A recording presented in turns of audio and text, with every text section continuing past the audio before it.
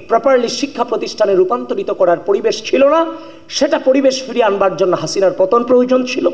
আমরা দীর্ঘ সংগ্রাম লড়াইয়ের মধ্য দিয়ে ফ্যাসিস্ট হাসিনাকে সম্মিলিতভাবে এই রাষ্ট্র থেকে উৎখাত করতে পেরেছি।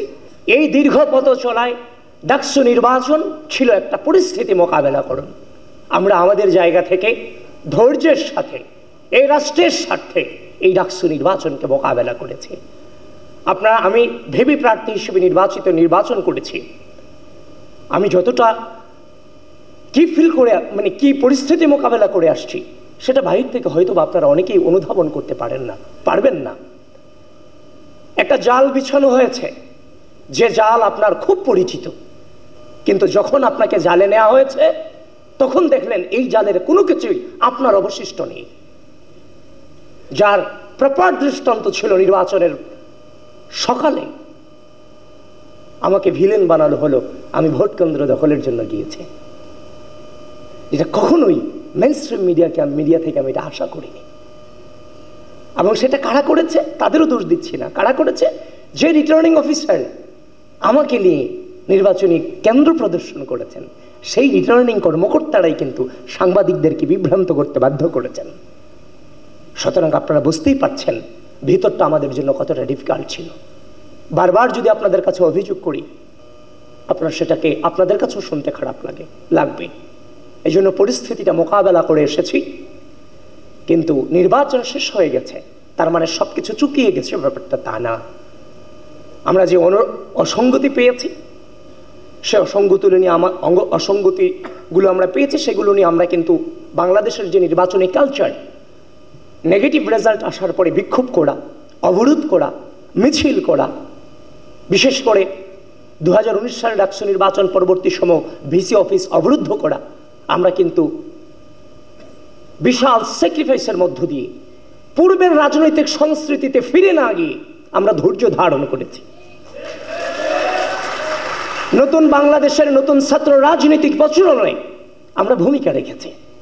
আমরা চেয়েছি প্রার্থী হিসেবে আমাদের দৃষ্টিভঙ্গিতে যে অভিযোগ, অনুযোগ এবং যে অসঙ্গতিগুলো ধরা পড়েছে, প্রার্থী হিসেবে আমার যে দায়িত্ব, ভোটার হিসেবেও তাদের দায়িত্ব আছে, তাদের চোখেও নিশ্চয় সেগুলো ধরা পড়বে। আমার চোখে একদিন আগে পড়েছে, তাদের চোখে দুদিন পরে পড়বে। আমরা ধৈর্য ধারণ করেছি যে তাদের পক্ষ থেকে হয়তোবা কোশ্চেনগুলো উঠবে। ইতিমধ্যেই কোশ্চেন উঠেছে, আমরাও তাদের সাথে কণ্ঠ মেলাচ্ছি। খুব দ্রুতই এই নির্বাচন সংক্রান্ত বিষয়ে আমরা আমাদের অবস্থান ক্লিয়ার করব।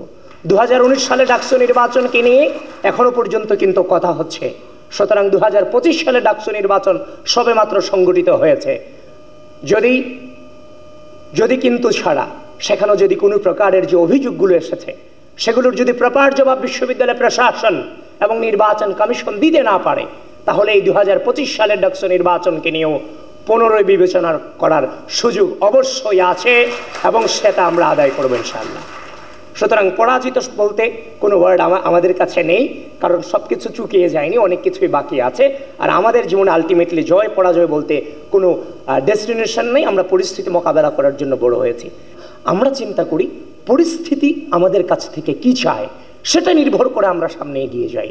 সুতরাং এতকাল পর্যন্ত এই বিশ্ববিদ্যালয়ের মাটিতে ভালো কাজ প্রতিষ্ঠিত করার কিংবা শিক্ষাঙ্গনকে প্রপারলি শিক্ষা প্রতিষ্ঠানে রূপান্তরিত করার পরিবেশ ছিল না, সেটা পরিবেশ ফিরিয়ে আনবার জন্য হাসিনার পতন প্রয়োজন ছিল। আমরা দীর্ঘ সংগ্রাম লড়াইয়ের মধ্য দিয়ে ফ্যাসিস্ট হাসিনাকে সম্মিলিতভাবে এই রাষ্ট্র থেকে উৎখাত করতে পেরেছি। এই দীর্ঘ সময় ধরে দেখেন আমরা রাজপথে ছিলাম। 5 আগস্ট পূর্ববর্তী সময়ে সাধারণ শিক্ষার্থীদের সাথে আমরা মিশতে পারিনি ফ্যাসিস্ট হাসিনার কারণে, এবং 5 আগস্ট পরবর্তী সময়ে একটা অদৃশ্য শক্তি রাজনীতির বিরুদ্ধে রাজনীতি করে আমাদেরকে সাধারণ শিক্ষার্থীদের কাছ থেকে দূরে রাখার অপচেষ্টা চালিয়েছিল। সেটার জন্য পারিনি, কিন্তু এই ডাকসু নির্বাচনের মধ্য দিয়ে আপনারা দেখেছেন যে সাধারণ শিক্ষার্থীদের বেশে সবগুলো ক্যাম্পাসে কারা আধিপত্য বিস্তার করেছে। সুতরাং সব কিছু কাটিয়ে উঠেছি আমরা সামনে আমাদের যে ইশতেহার প্রদান করেছি, 10 দফার যে ইশতেহার প্রদান করেছি, সেটা নিয়ে আমাদের কার্যক্রম অব্যাহত থাকবে। হাসিনার পতনের প্রয়োজন ছিল, সেখানে আমাদের প্রকাশ্য ভূমিকা ছিল দীর্ঘ সময় ধরে। সামনে প্রপার শিক্ষাঙ্গন গড়ে তোলবার জন্য আমরা 10 দফা ইশতেহার দিয়েছি। জয় পরাজয় কোনো ফ্যাক্টর নয়, সেই 10 দফা বাস্তবায়ন করবার জন্য আমাদের কাজ চলমান থাকবে, সাধারণ শিক্ষার্থীদের পাশে আমাদের অবস্থান দৃঢ় থাকবে। এবং যারা উপস্থিত এখানে আছেন আপনাদের সকলের প্রতি আমি অত্যন্ত